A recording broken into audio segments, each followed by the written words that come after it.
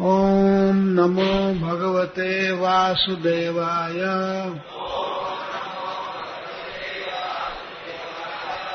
ओम नमो भगवते वासुदेवाय। ओम नमो भगवते वासुदेवाय।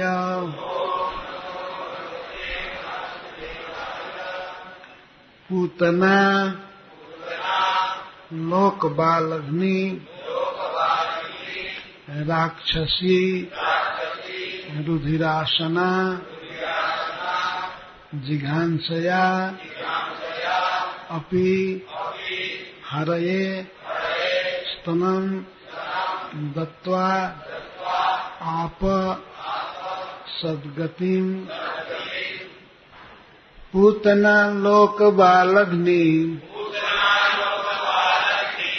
राक्षसी रुधिरासना जिघांसयापि हरये स्तनं दत्त्वापसद्गतिम्। किं पुनः श्रद्धया भक्त्या कृष्णाय परमात्मने यच्छन् प्रियतमं किं नु रक्तास्तनमातरो यथा।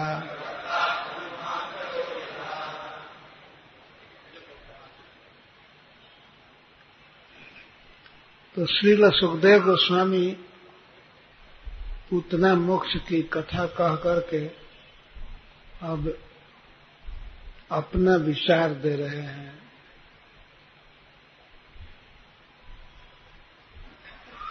इसको इंग्लिश में कमेंट कहते हैं। अपना कमेंट दे रहे हैं। पूतना लोकबालग्नि राक्षसी रुधिरासना जिघांसयापि हरये स्तनं दत्त्वाप सद्गतिम्। पूतना जो बच्चों की हत्या करती थी,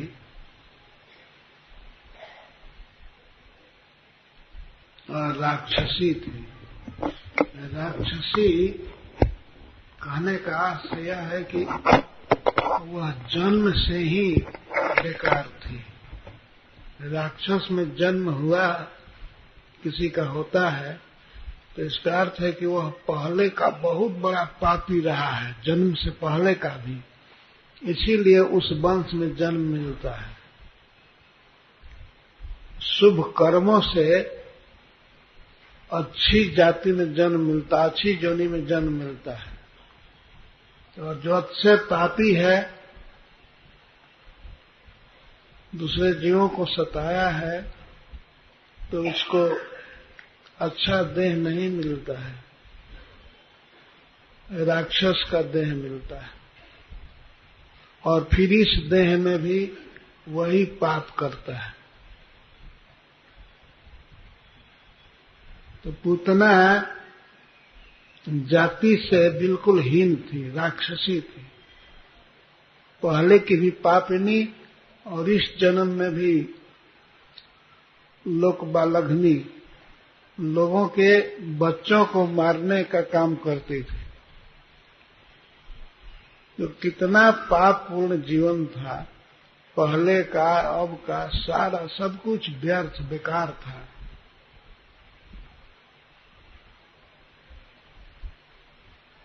अच्छा, राक्षस में भी जन्म हुआ है, पर अभी भी कुछ संभल जाए तो संभल सकता है, देखते हैं।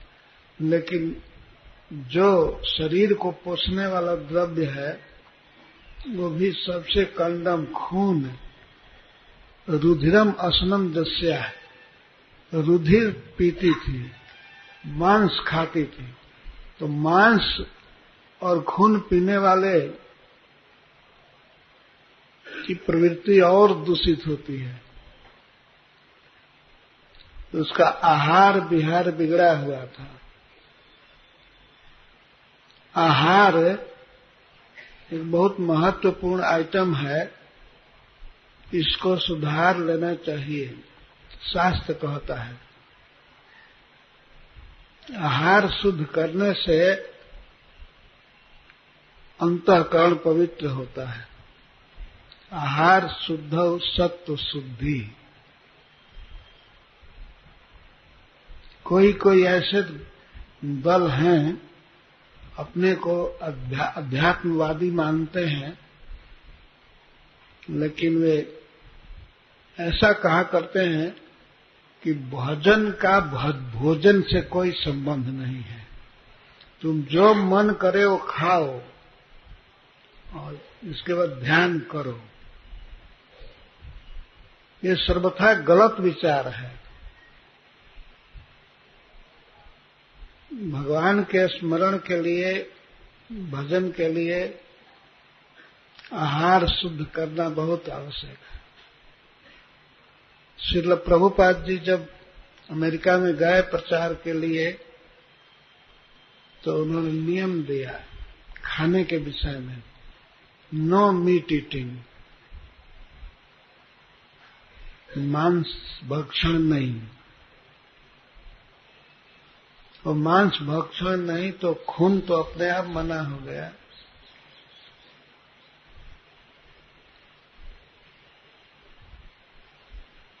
मांस कहाँ से मिलता है?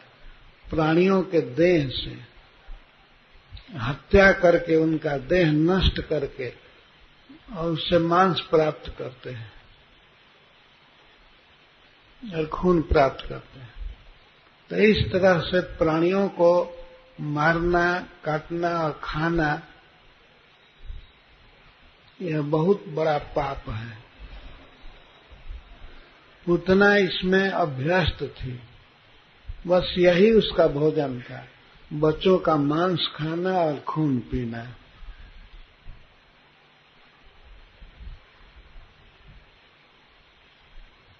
खून पिए बिना वो रहती नहीं थी। चाहे ब्रेकफास्ट हो, चाहे लंच हो, डिनर हो, कुछ भी हो, सब समय मांस, सब समय खून। इसीलिए सुखदेव जी कह रहे हैं कि रुधिरासना, रुधिरम असनम जस्या, जिसका खून भोजन है वो रुधिरासना। तो बहुत बिगड़ी थी, बहुत दूषित जीवन था।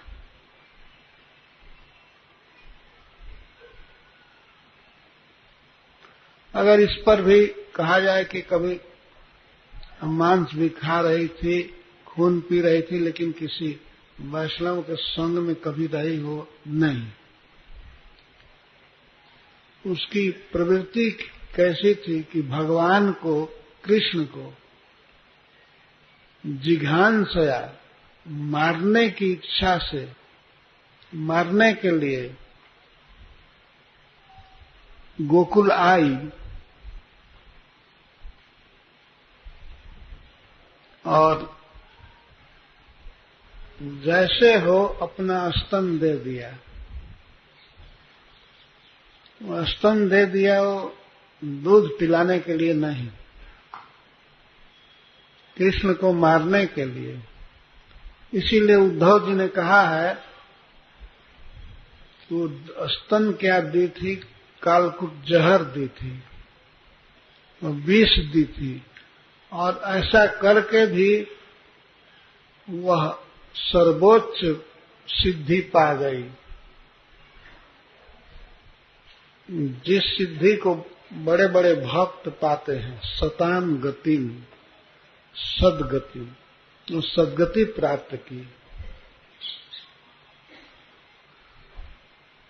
जो पुतना को गति मिली, आगे सुखदेव जी कहते हैं जननी गति।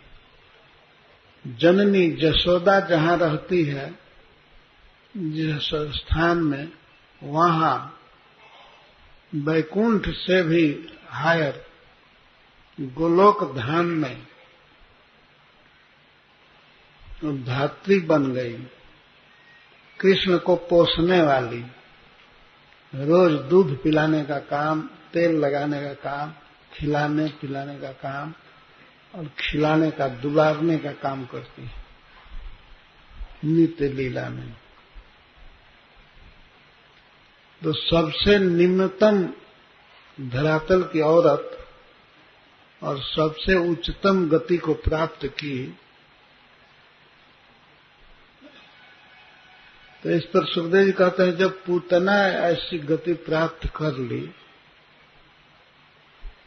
कृष्ण को स्तन दान करने से, तो फिर श्रद्धा और भक्ति से, विश्वास और भक्ति प्रेम से जो कृष्ण को कोई प्रिय वस्तु देते हैं,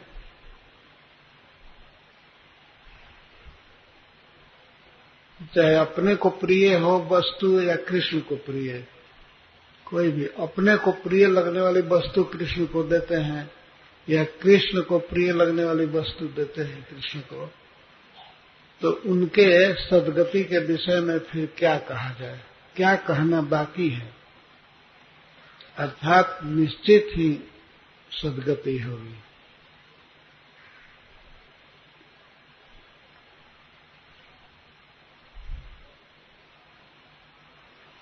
यह बहुत बड़े महात्मा का विचार है। सुखदेव गोस्वामी जो मुनियों के गुरु हैं, मुनि नाम परमम गुरु, गंगा जी के तट पर विश्व भर के समस्त ऋषि मुनि आए थे और सुखदेव गोस्वामी सबके बीच में सबसे श्रेष्ठ आसन पर बैठाए गए और महाराज परीक्षित ने उनसे प्रश्न किया,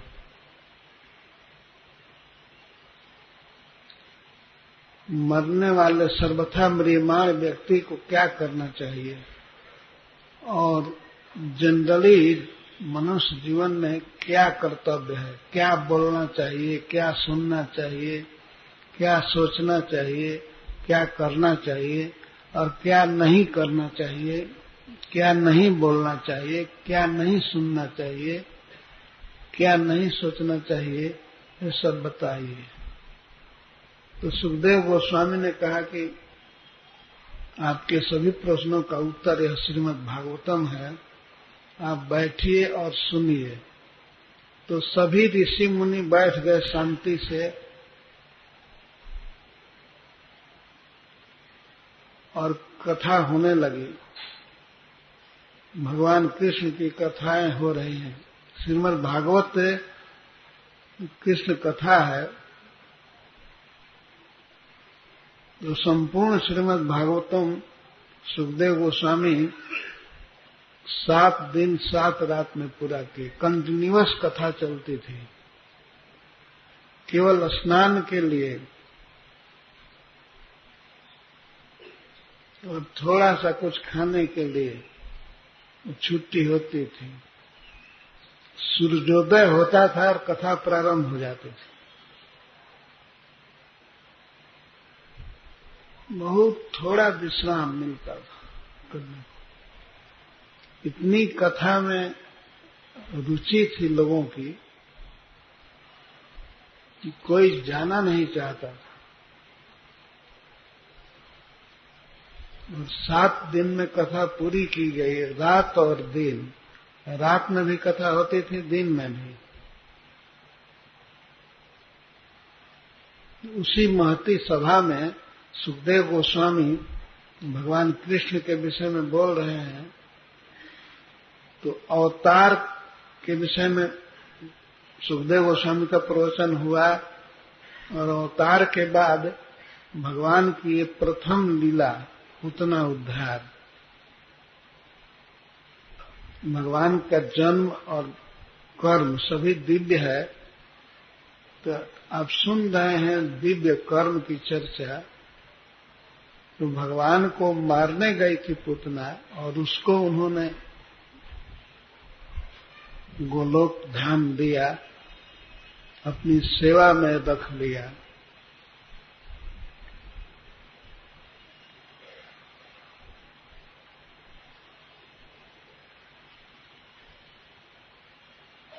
श्रील विश्वनाथ चक्रवर्ती ठाकुर जो हम लोगों के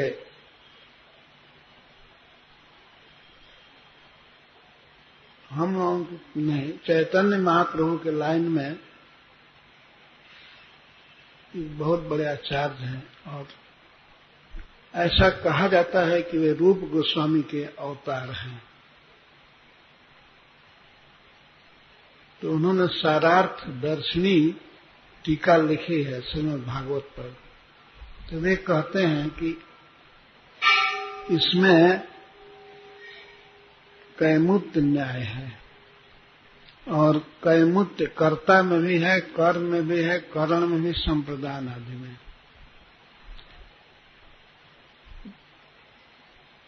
आप सभी जो थोड़ा भी व्याकरण पढ़े होंगे तो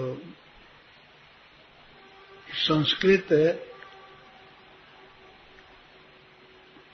या भारत की कोई लोकल भाषा पढ़े होंगे तो जानते होंगे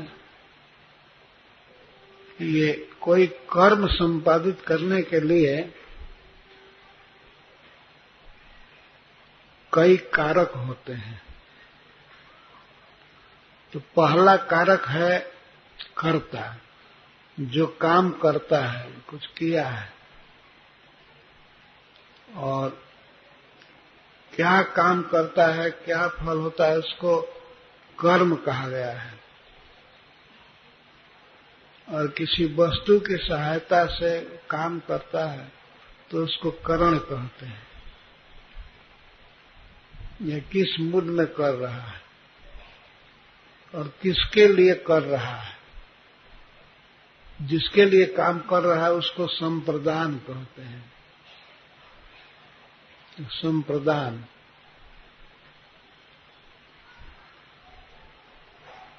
और जिससे अलग होता है, जिसी वस्तु को अलग करता है तो उसको अपादान कहते हैं। और वह किसका है इसको संबंध कहते हैं। और किस स्थान पर, किस काल में वो काम करता है, किस जगह पर, तो उसको अभिकरण कहते हैं। और अंत में संबोधन। तो देखिए यहां करता है पूतना, इसमें कमुत न है। जब पूतना भी मुक्ति प्राप्त कर सकती है तो फिर जो श्रद्धा विश्वास के साथ भगवान कृष्ण को कुछ अर्पण करते हैं, उनके सद्गति के विषय में क्या कहा जा सकता है, क्या बाकी है कहना है।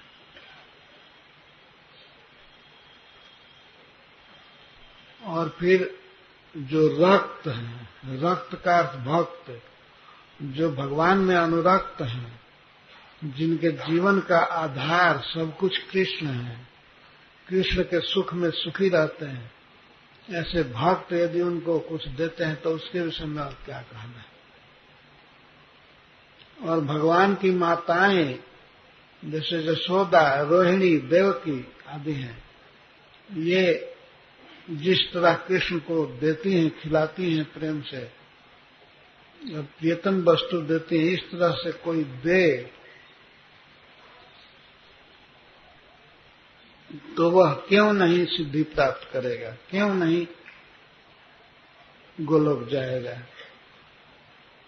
इसमें कुछ कहना बाकी नहीं है।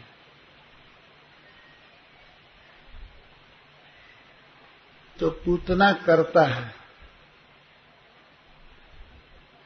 स्तनदान अर्थात विषदान ये कर्म है, कृष्ण को विषदान दिया। और संप्रदान हरे,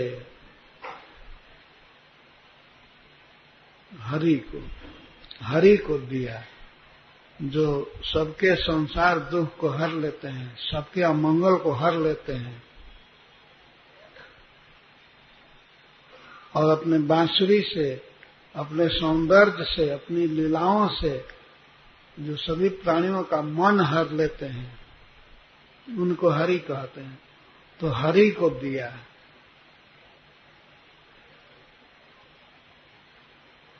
किस मूड में दिया?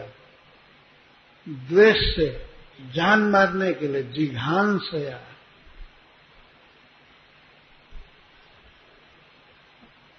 यदि कृष्ण को कोई जान मारने के लिए कुछ दे करके और इतनी सुंदर गति प्राप्त कर गई,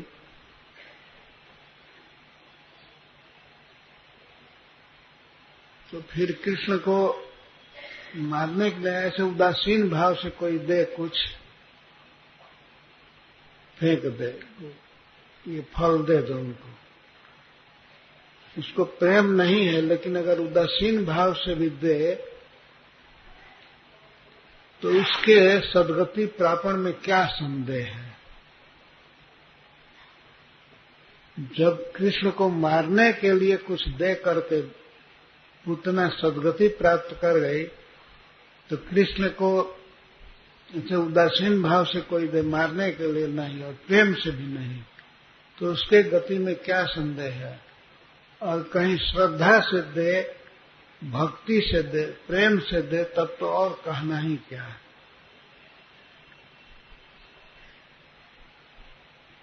श्लोक लिखा हुआ है, श्लोक पर आप लोग विचार करते रहेंगे। पूतना लोक बालघ्नि राक्षसी रुधिरासना जिघांसयापि हरे स्तनम दत्वापसद्गतिं। जिघांसयापि,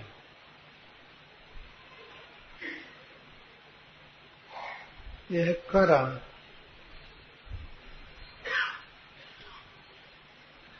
हंतुम इच्छया, मारने की इच्छा से, स्तनम दत्वा, स्तन दिया। तो किसी भक्त को ये नहीं सोचना चाहिए कि कृष्ण हम कुछ देंगे तब प्रेम से तब लेंगे। कृष्ण को तो मारने की इच्छा से कुछ दिया गया तभी वे ले लिए।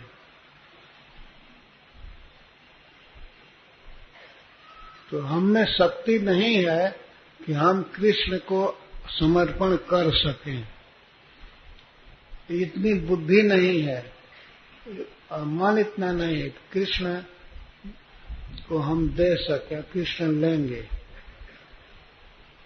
लेकिन आप विश्वास कीजिए, कृष्ण सब कुछ जानते हैं और सब कुछ ग्रहण करते हैं।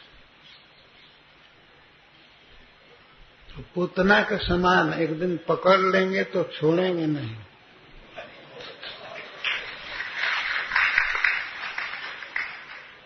लेकिन बस इतना ही करते रहिए, कृष्ण को कुछ अर्पण करते रहिए। कोई भी चीज अगर प्रिय वस्तु अर्पण करे तो कहना ही क्या है। तो कृष्ण उसको ग्रहण करेंगे। पूतना गई थी जान मारने के लिए लोग, लेकिन वो इतना नहीं चाहते थे कृष्ण इतना सट जाए, लेकिन कृष्ण उसको पकड़ लिए और वो छटपटाने लगी, पूरा दूध खींच लिए, प्राण खींच लिए, तब वो छूटी। भक्तों की प्रेम से की गई सेवा को कृष्ण अवश्य ग्रहण करेंगे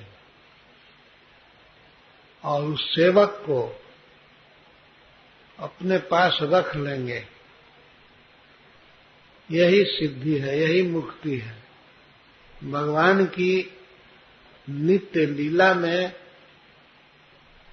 एक दिन सम्मिलित हो जाना सदा के लिए, यही सिद्धि है। इसी को मोक्ष कहते हैं। विष्णु और अनुचरत्वम ही मोक्षम आहुर मनीषिण। विष्णु का अनुचर हो जाना, दास हो जाना, इसी को विद्वान लोग मोक्ष कहते हैं। मोक्ष का यह अर्थ नहीं है कि बस कहीं फ्री हो जाए और भगवान में घुल मिल जाए, खत्म हो जाए, मर जाए। ये कोई मोक्ष नहीं है। कई लोग सोचते हैं जैसे समुद्र में नदी समा जाती है, सिंधु में बिंदु समा जाता है, उसी तरह एक दिन हम भी ज्योति में ज्योति मिल जाएगी, ठीक हो जाएंगे। ब्रह्म में हम मिल जाएंगे। मिलकर क्या करेंगे? अरे अलग रहकर सेवा कीजिए। तो कोई बच्चा, कोई पुत्र है और उस पिता को रिक्वेस्ट करे कि पिताजी मैं बहुत दिन अलग रहा, मुझे बहुत दुख है, मैं आप में समाना चाहता हूं। वो तो बाप घबरा जाएगा। नहीं, तुम अलग रहो, अलग से मुझे पानी दो, ये मुझे मेरी सेवा करो, भोजन दो, पंखा झलो, अलग ही रहो। तो वो इस विचार से जप करे कि सोहम, मैं तो वही हूं, मैं वही हूं, हम में तुम में भेद नहीं है। भेद नहीं है तो इतना दुख क्यों भोग रहे हो? हम में तुम में भेद नहीं है, मैं तुम में समाना चाहता हूं। और इसी के लिए साधना चल रही है, इसी के लिए बहुत तपस्या यज्ञ आदि चल रहा है कि हम सब भगवान में ढुक जाएं, भगवान में प्रवेश कर जाएं। भगवान में प्रवेश नहीं करना है, भगवान के पास रह करके उनकी सेवा करनी है। यही मोक्ष है, यही मुक्ति है। पुतना को यही मुक्ति मिली।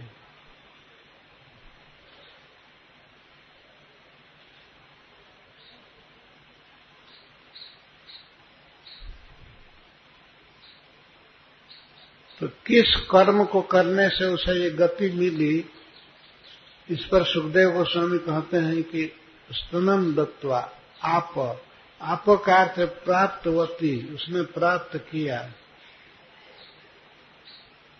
क्या? सदगतिम। सदगतिम का अर्थ सती गतिम, सतिम गतिम,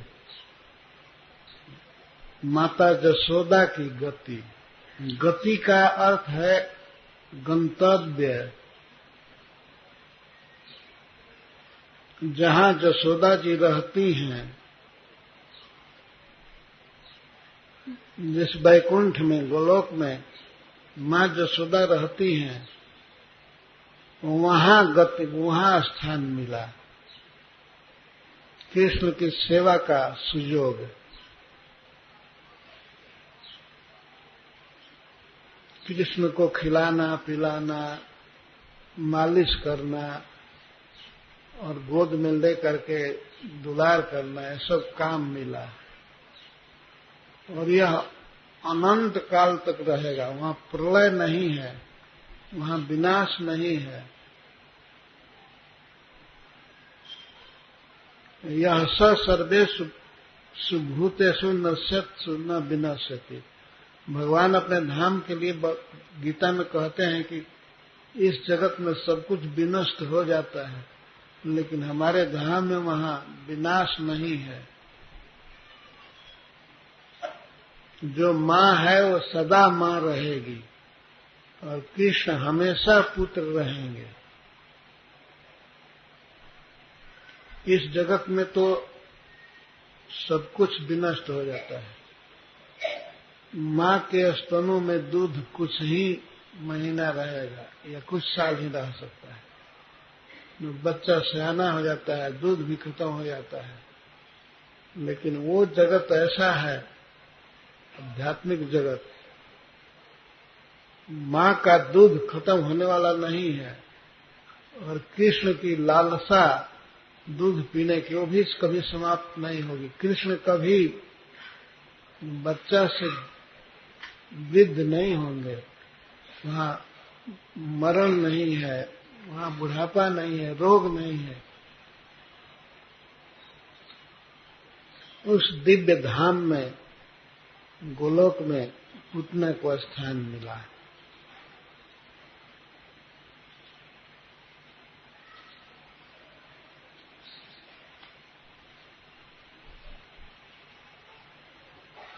जब कृष्ण को विष दे करके भी पुतना ने यह गति प्राप्त किया, तो विषयतर वस्तु देने से क्यों नहीं सद्गति होगी? जल, दूध या जूस ऐसे तो विष नहीं है ना, वो भी कृष्ण को पोषने के लिए दिया जाए, कृष्ण को सुखी करने के लिए, तो क्यों नहीं सद्गति होगी? किम पुनः श्रद्धया भक्त। श्रद्धा का अर्थ होता है विश्वास।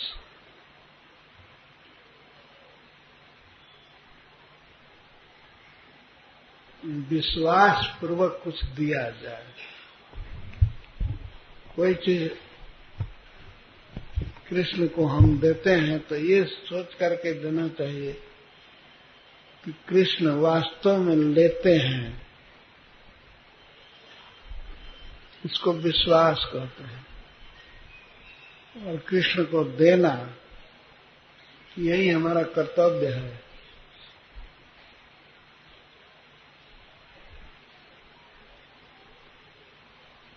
कृष्ण यदि लेते नहीं तो गीता में ऐसा क्यों झूठ बोलते हैं कि हमको कोई पत्ता देता है, फल देता है, जल देता है तो मैं उसे ले लेता हूं, मैं उसे खाता हूं। ये सत्य बात है, तो विश्वास करना चाहिए। कई ऐसे मूर्ख मनुष्य हैं जो ये सोचते हैं कि भगवान कुछ लेते नहीं है, कुछ खाते नहीं है, ये लोग बेकार कुछ अर्पण करते हैं।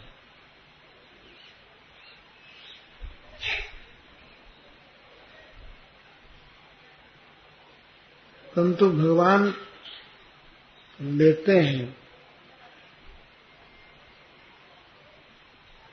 वे फल खाते हैं। माता सबरी ने दिया बेर खाने के लिए भगवान राम को, वो लेकर के खाने लगे और खाते थे और सराहना करते थे कि ऐसी सुंदर भेंट मुझे कभी नहीं मिली।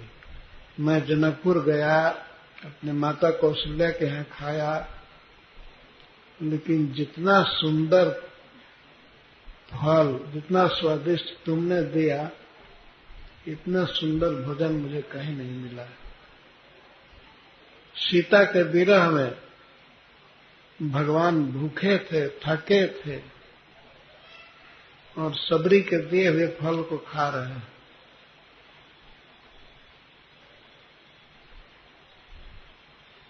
तो भगवान प्रकट खाते हैं, ये सिद्ध हुआ ना। और कई ऐसी घटनाएं हैं जब भगवान ने भक्त के दिए हुए भेंट को ग्रहण किया है श्री विग्रह के रूप में। एक घटना है, मैं पढ़ा हूं, दक्षिण भारत की। ये पता नहीं है वो मूर्ति कहाँ है, लेकिन वहां एक मूर्ति थी, उसके विषय में कथा है। एक भक्त एक दिन मार्केट में घूम रहे थे, उनको एक कमल का फूल मिला। तो फूल इतना सुंदर था कि उस पर मुग्ध हो गए और उस फूल को वे भगवान को अर्पण करना चाहते थे, श्री विग्रह को। तो वे दान पूछने लगे फूल वाले से।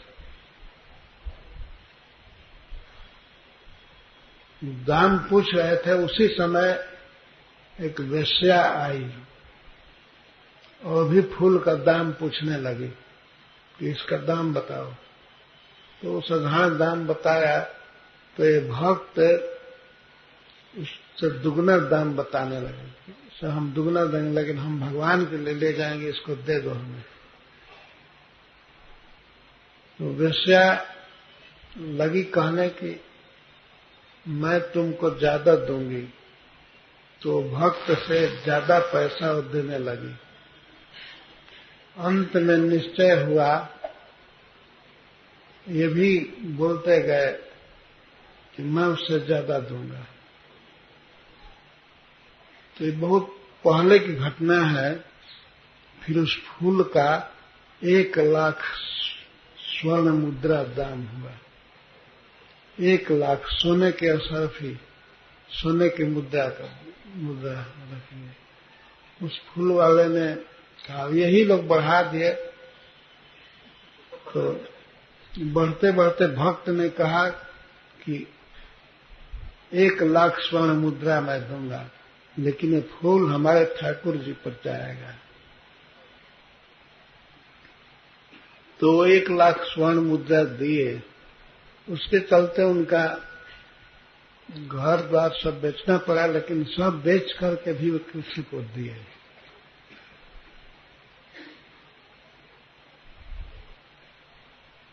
तो जब वे फूल भगवान को अर्पित किए तो भगवान का मस्तक झुक गया प्रेम के भार से।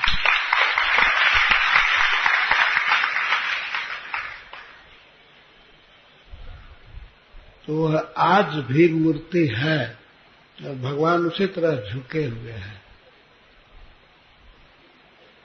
अब ये पूर्ण पता हमें नहीं है कि वो कौन सी मूर्ति है,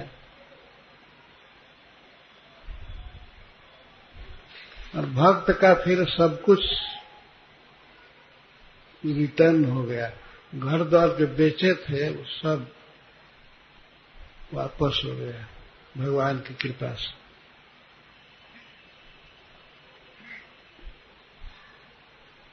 तो भगवान इस तरह किसी भक्त की सेवा का आदर करते हैं।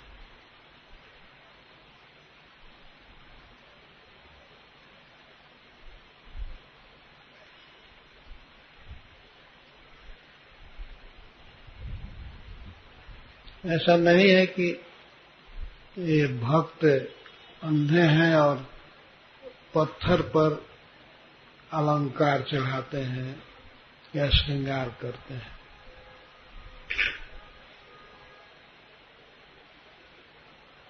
भगवान हैं और ये भक्त की भावनाओं का आदर करते हैं, प्रेम करते हैं।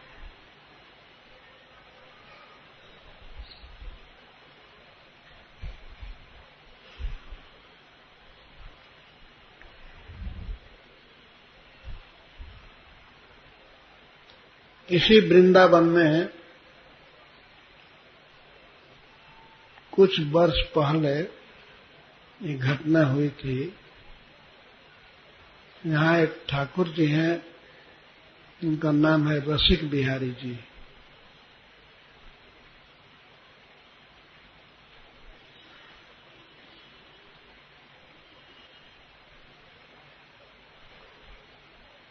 लोई बाजार में जाते समय इधर से बांके बिहारी के बाद अठखंभा मोहल्ला में थोड़ा आगे जाने पर राइट में मंदिर पड़ता है।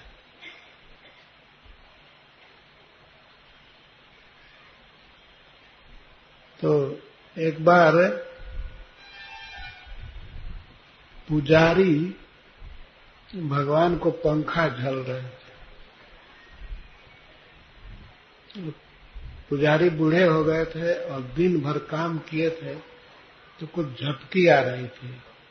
तो पंखा से झल रहे थे, तो झलते झलते पंखा थोड़ा डाउन हो गया, भगवान के यहाँ लग गया।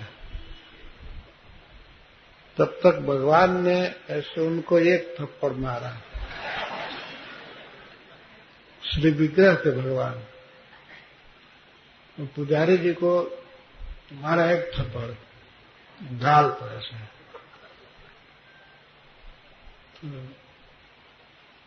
उनको बड़ा क्रोध हुआ कि इतना तुम्हारा मन बढ़ गया, थोड़ा सा पंखा लग गया तो इसके चलते मार दिया, अब मैं तुम्हारी सेवा नहीं करूंगा। वो रूठ गए। कृष्ण को अपना सखा मानते थे कि अब देखता हूं कौन सेवा करेगा, पंखा नहीं झलूंगा, भोजन भी नहीं दूंगा। तो जाकर के सो गए चुपचाप। तो उस मंदिर के संस्थापक उनके गुरु जी आए। गुरु जी ने देखा कि ठाकुर जी का श्रृंगार नहीं हुआ है और ठीक से खाया पिए नहीं है। तो पुजारी से पूछे, शिष्य से, तुम क्यों नहीं सेवा किए हो? ठाकुर जी ऐसे छोड़ दिए हो। तो वे उठ करके गुरु जी को प्रणाम करके कहे, ये उदंड हो गया है, सेवा कर रहा था, इतनी मेहनत करता हूं, थोड़ा पंखा लग गया पगड़ी पर तो हमको तमाचा मारा है। देखिए उंगली का निशान, तमाचा गाल पर पड़ा हुआ था। तो गुरुजी फिर भगवान के पास गए उनको ले करके और पूछे कि आपने मारा है? तो कृष्ण कहे, हाँ मारे हैं।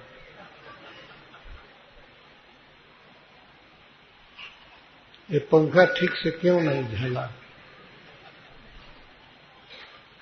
तो गुरु ने कहा कि अब तो ये रूठ गया है, अब पंखा नहीं झलेगा, आप ऐसे ही रहेंगे।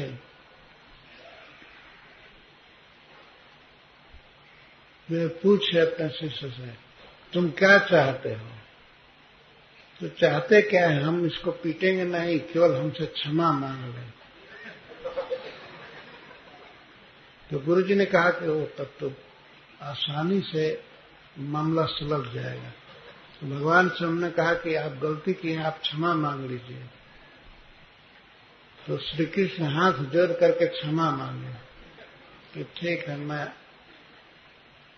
अब ऐसी गलती नहीं करूंगा।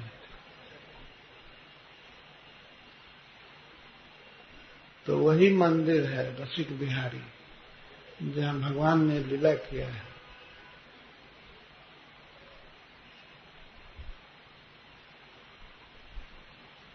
और बांके बिहारी मंदिर के विषय में घटना है कि हाथरस से एक स्त्री आई थी और ठाकुर जी को देख रही थी एक तक, तो पीछे पीछे चल दिए उतर करके अवतर से। बांके बिहारी जी उतर करके चलने लगे।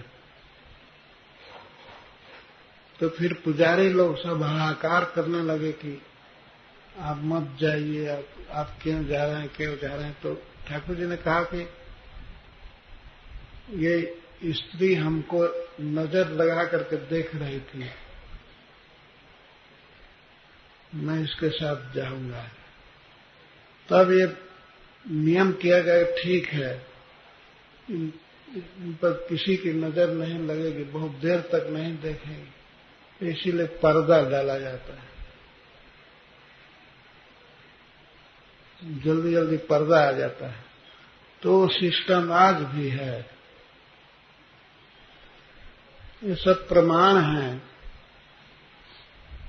कि भगवान भक्त के भाव को ग्रहण करते हैं।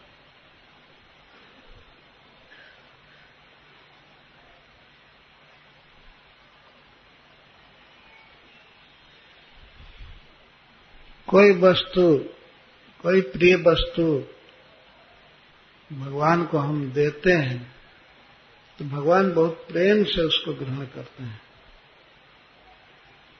ये वस्तु ही ग्रहण करके संतुष्ट नहीं होते हैं, उस पर विचार करते हैं कि इसको क्या देना चाहिए, तो वे अपने हिसाब से देते हैं।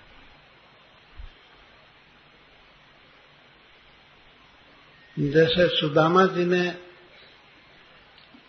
कृष्ण को 4 मुट्ठी चावल दिया, चिवड़ा दिया,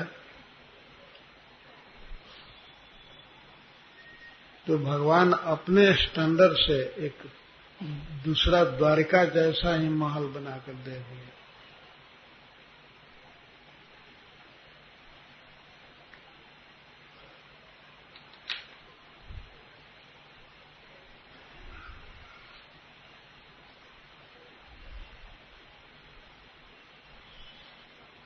तो सुखदेव जी कहते हैं कि जब पूतना को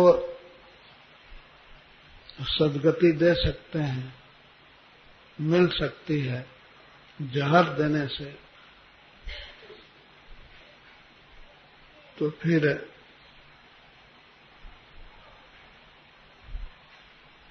फल जल आदि देने से क्यों नहीं सदगति मिलेगी।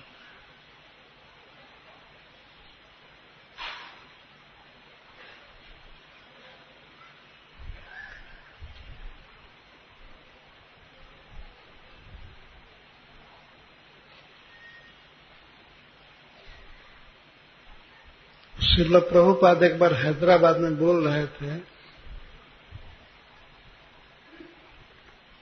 पत्रम पुष्पम फलम के विषय में कि भगवान ग्रहण करते हैं। तो एक व्यक्ति प्रश्न किया कि इंग्लिश में से प्रश्न चल रहा था, इंग्लिश में प्रवचन था Prabhupada ji.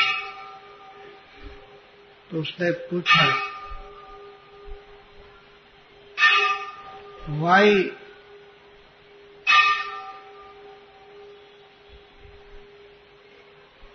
you are quoting again and again Bhagavad Gita? Gita को आप कोट क्यों कर रहे हैं? तो श्रील प्रभुपाद जी पहले शांति से सुने और इसके बाद कहते हैं क्यों नहीं, उसमें क्या गलती है। तो प्रभुपाद जी कई बार कहते हैं तो मैं भगवत गीता कोट नहीं करूं, क्या न्यूज़पेपर कोट करूं?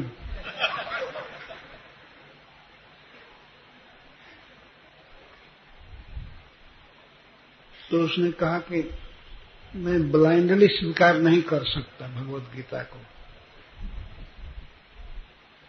तो प्रभुपाद ने कहा कि but blindly can not reject, तुम आंख बंद किए के रिजेक्ट भी नहीं कर सकते।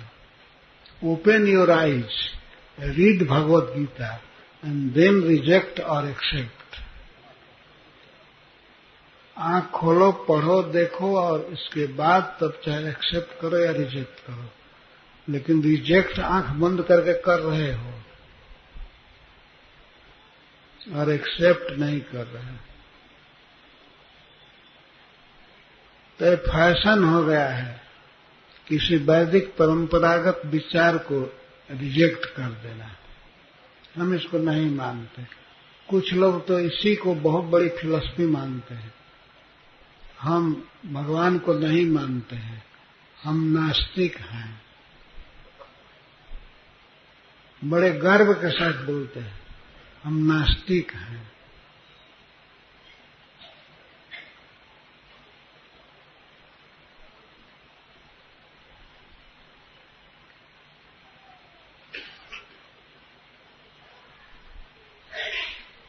एक बार दुबई एयरपोर्ट पर मैं रुका हुआ था और ट्रांजिट फ्लाइट पकड़ने वाला था। तो एकादशी का दिन था, मैं हरे कृष्ण महामंत्र का जप कर रहा था, खूब जप कर रहा था, कुछ डर से भी जप कर रहा था। चारों तरफ म्लेच्छ थे, तो मुझे भय लगता था। एकादशी थी इसलिए भी जप कर रहा था खूब, हरे कृष्ण कृष्ण कृष्ण हरे हरे राम राम राम हरे।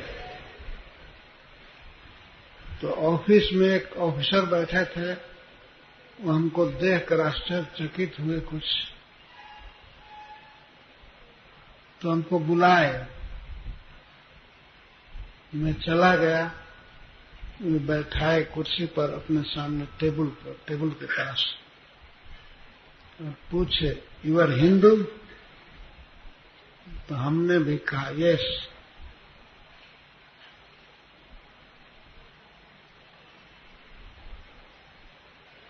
वो इंग्लिश में ही बोल रहे थे।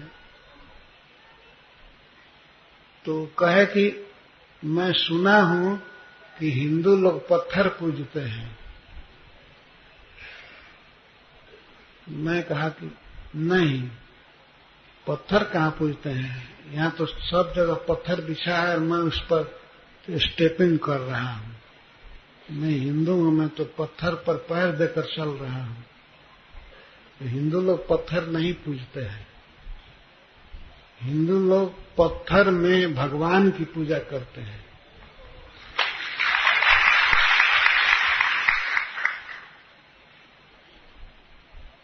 तो वो चकित हो गए, कहे कि तो क्या खुदा का आकार है, हाथ पैर वाला है? मैं कहा कि हाँ, शास्त्र में लिखा हुआ है कि भगवान का ऐसा सुंदर मुख है, ऐसा सुंदर आंख है, पैर है, और उसी को पढ़ करके कलाकार पत्थर में चाहे लकड़ी में भगवान के रूप को उभारता है, कार्य करता है, फिर उसी को हम लोग पूजते हैं।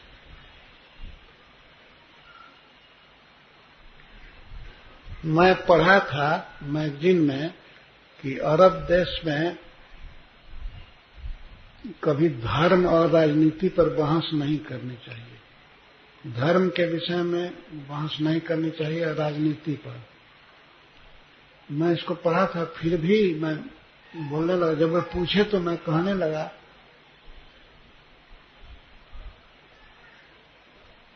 तब तक उसी समय क्या हुआ,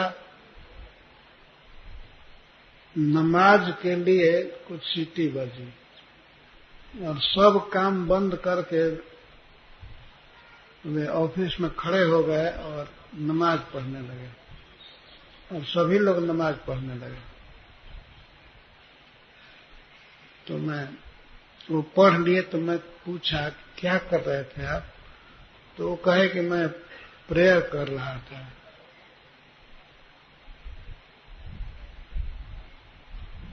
प्रेयर कर रहे थे तो ये भगवान को सुना रहे थे ना कुछ?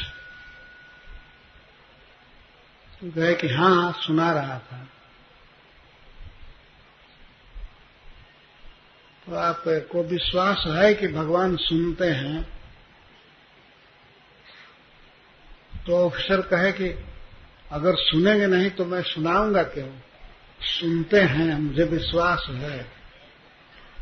तो मैं बिल्कुल साधारण ढंग से पूछा, तो कैसे सुनते हैं? भगवान कैसे सुनते हैं?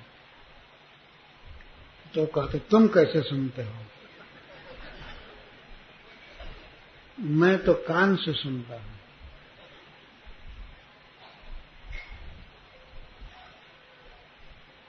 तो वो भी कान से सुनते हैं। तो मैं पूछा कि अच्छा, केवल खुदा सुनता है कि बोलता भी है? तो नहीं, क्यों नहीं बोलेगा? तो कैसे बोलेगा? तो फिर वही पूछते हैं तुम कैसे बोलते हो? तो मैं मुख से बोलता हूं। तो खुदा मुख से बोलता है, भगवान को कान और मुख है ना? तो कहे ठीक है, बोलो।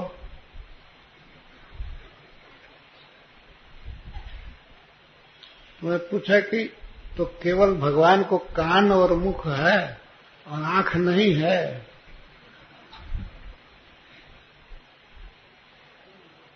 तो आंख भी है ना? तो कहने लगा ठीक है, बोलिए।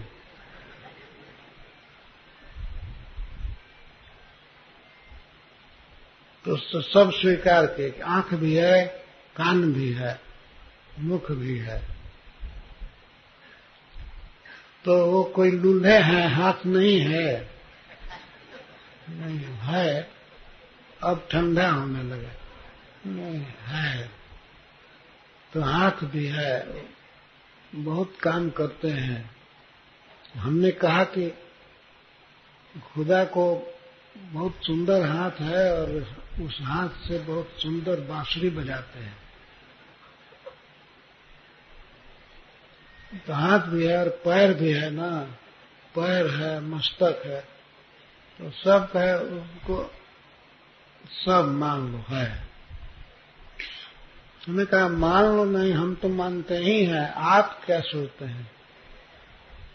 तो अंत में यही कहे कि मैं मानता था कि खुदा का कोई आकार नहीं है, लेकिन आज मैं कन्विंस हुआ कि भगवान के बहुत सुंदर हाथ हैं, पैर हैं, सब कुछ है।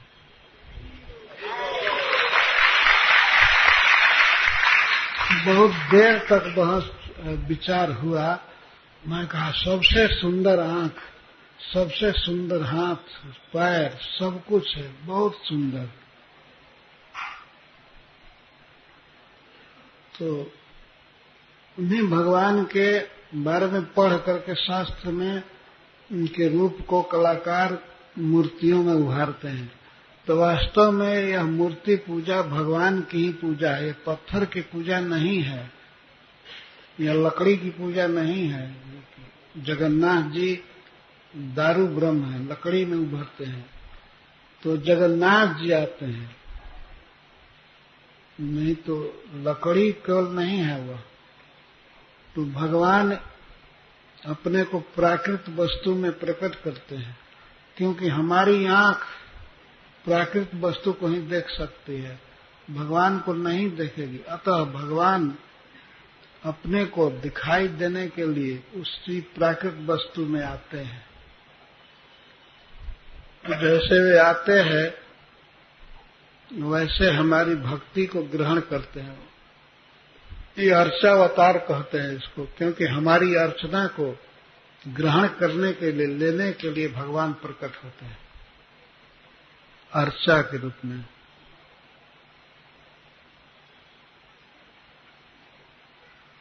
तो यह बहुत बड़ा साइंस है भगवान के विषय में। भगवान के विषय में अटकलबाजी नहीं करना है, इस साइंस के अनुसार चलना है। भगवान अर्चा विग्रह के रूप में प्रकट होते हैं तो वहीं उनकी पूजा करनी है। श्रील प्रभुपाद से एक व्यक्ति ने बहस किया, भगवान तो सब जगह है,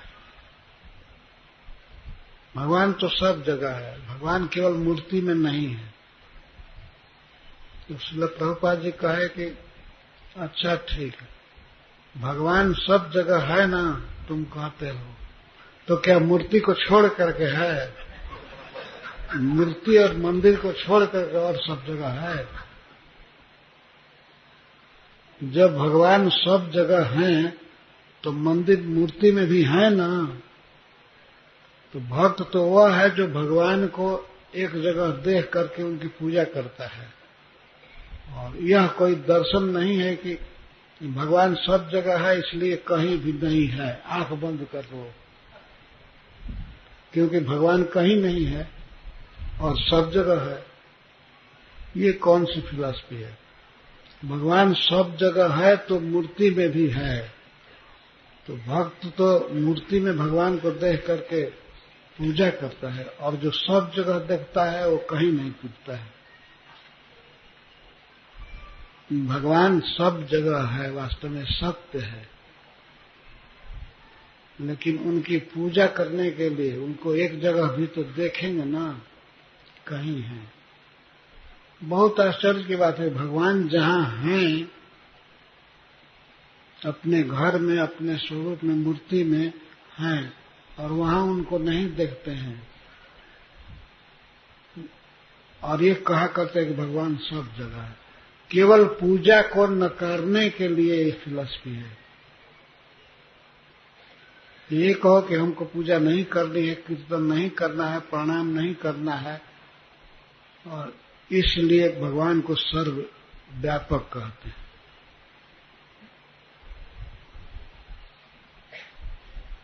भगवान तो सब जगह है ही। प्रहलाद महाराज उनको सब जगह देखते थे, वे खंभे में भी देखे कि भगवान हैं और प्रणाम करने लगे।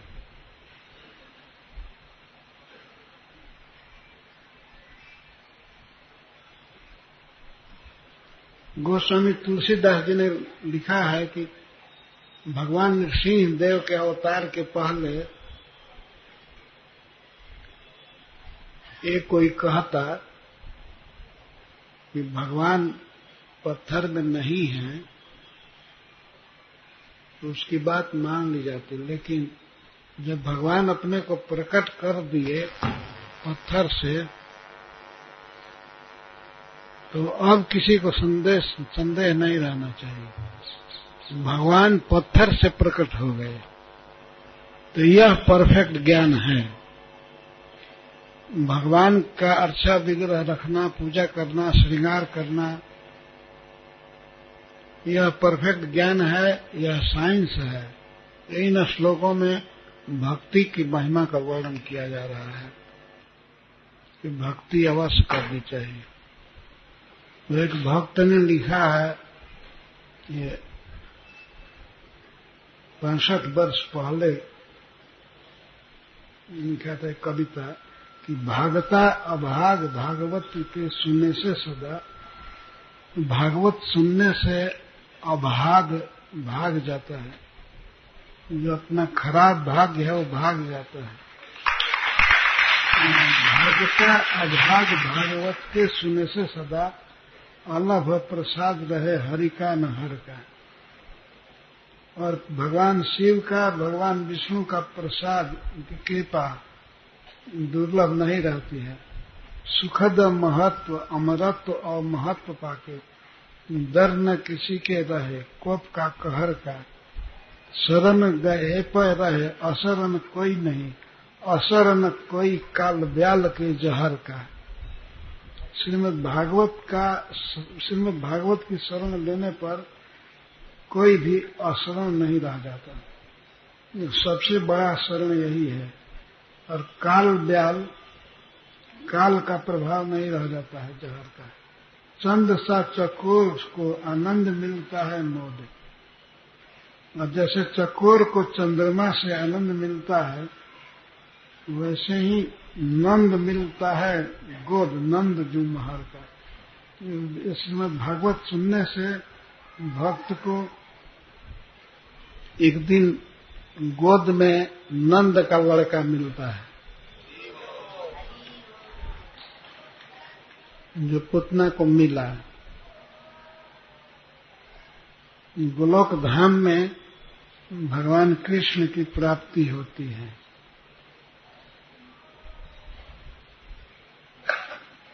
आराध्य भगवान ब्रजेश तनया, नंद महाराज के पुत्र हैं कृष्ण। तो जैसे चकोर को आनंद मिलता है चंद्रमा से, वैसे श्रीमद् भागवतम सुनने से गोद में श्री कृष्ण मिलेंगे। श्री कृष्ण गोद में चढ़ने के लिए मचल जाते हैं। गोपियों के, गोपों के वे रोते रहते हैं कभी कभी। अगर कोई गोद में नहीं उठाता है तो वो रोते हैं, गोद में चढ़ना चाहते हैं।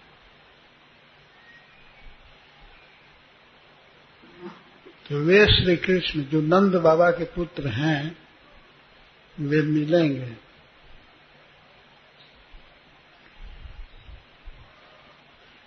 पर अभी से अप्रेंटिस करना चाहिए। गोपाल जी से प्रेम करना चाहिए। अपने घर में कम से कम लड्डू गोपाल जी को रखकर रोज भोग लगाना, श्रृंगार करना होना चाहिए।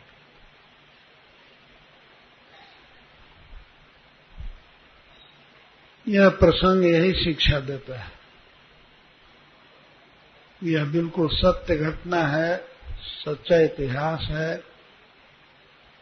पुतना गई थी भगवान के पास, स्तन में जहर लगा करके, और उसको भगवान ने माता की गति दी है।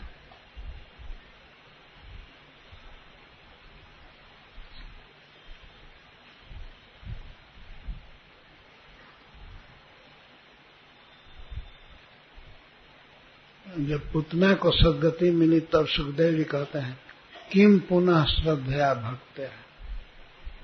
फिर कोई व्यक्ति श्रद्धा से, पूर्ण विश्वास से और भक्त्या भक्ति से, स्नेह से यदि श्री कृष्ण को, परमात्मा को कोई प्रिय वस्तु देता है तो क्यों नहीं सद्गति प्राप्त करेगा। उसके विषय में कहना ही क्या है।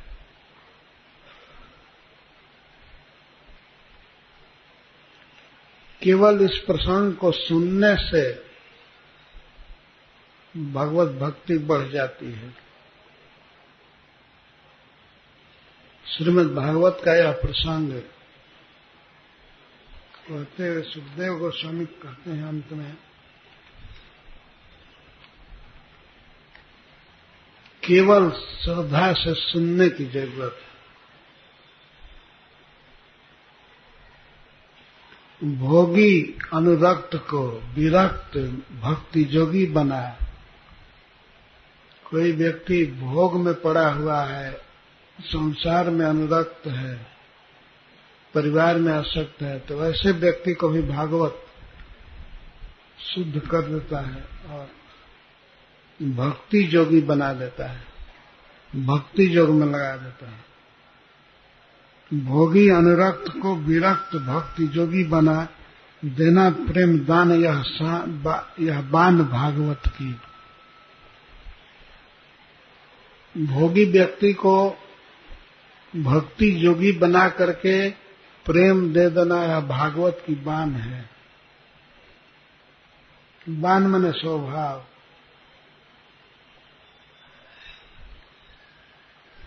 सबकी सुगति देख जम की जमात मात, होती परेशान यह शान भागवत की।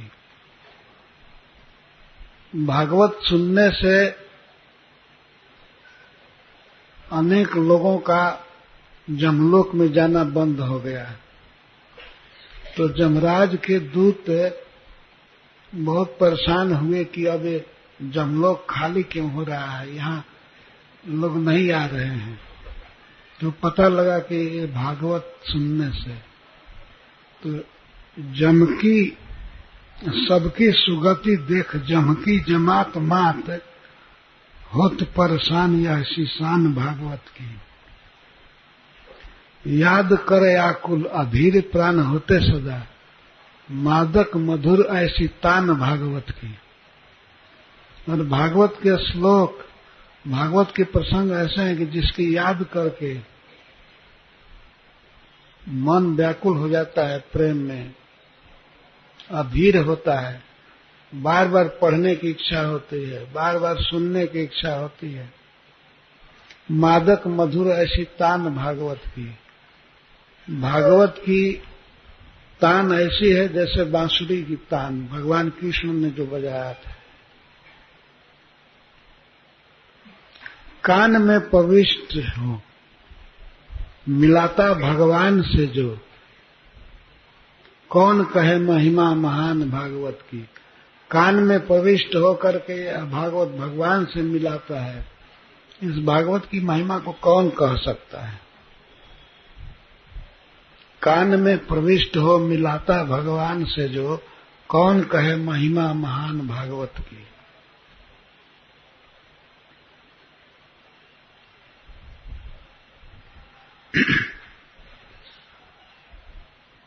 ब्याज 100 गुना है सुकृतों का, सुकृति के लिए सकल सुखों का लिए साज भागवत है। जितना हम शुभ कर्म करते हैं, किए हैं, तो सबका 100 गुना ब्याज मिलेगा। यह श्रीमद् भागवत देता है। भागवत सुनने का बहुत बड़ा फल है। जितना शुभ कर्म करते हैं तो उसका फल 100 गुना ये देगा। ब्याज 100 गुना है सुकृतों का, सुकृति के लिए सकल सुखों का लिए साज भागवत है।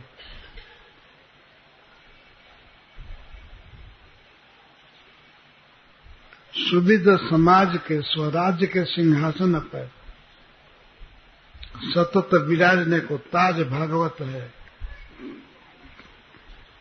पातकी जनों का है निवाज और पाप पुण्य गिरी के गिरोह है तो गाज भागवत है। पार करने को लिए शक्ति साधन अपार लिए भव जल निधि को जहाज भागवत है। पार करने के लिए शक्ति साधन अपार लिए समस्त साधनों को लिए हैं। ये भवसागर के लिए जहाज है। अगर जन्म मरण रूप संसार को पार करना है, दुख को पार करना है, तो भागवत का आश्रय लेना चाहिए। यही जहाज है। पार करने को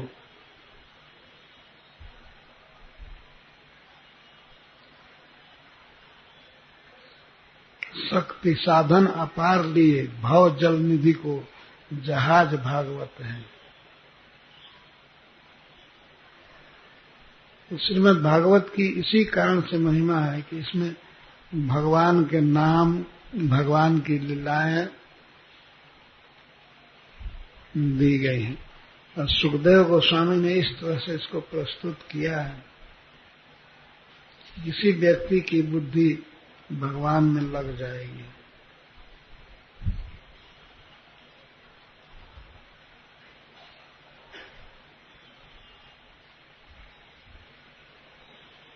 तो सुनने से ज्यादा विचारने के लिए सब श्लोक है।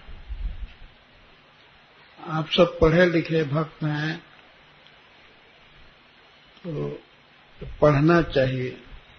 और कोई कठिन नहीं है, बहुत सिंपल शब्द बोला जा रहा है कि जब विष देने के लिए कृष्ण को आई पूतना और विष दे करके भी उसने गोलोक में यह सद्गति प्राप्त की, तो और कोई क्यों नहीं प्राप्त करेगा? इसमें क्या कहना है? किम पुनः किम होता,